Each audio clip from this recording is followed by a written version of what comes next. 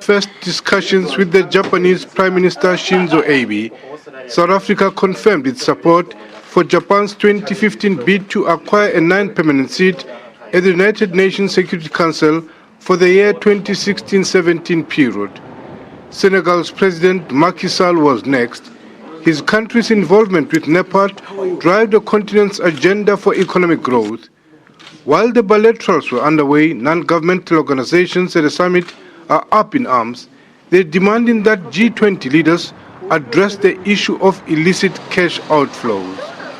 What we want to see is greater transparency in how multinationals are functioning. We want them to be reporting what they do, their operations, their staff, on a country-by-country basis.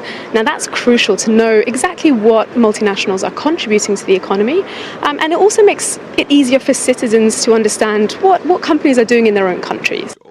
Chairman of the high-level panel on illicit financial outflows, former President Thabo Mbeki, says multinational companies operating on the continent account for 60% of illicit financial outflows.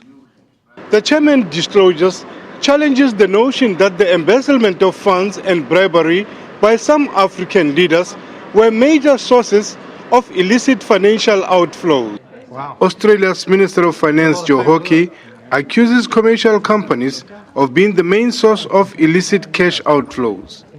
The scale of illicit financial flows leaving developing countries amounts to around $1 trillion a year. Now that's money that should be being spent on a domestic level, on schools, on hospitals, on roads, on infrastructure in general. And all that money is being shifted out of the country through these holes in the financial system. As heads of state started arriving in Brisbane for tomorrow's official opening, security zone high alert. Lehana Tsuteti, SABC News, Brisbane, Australia.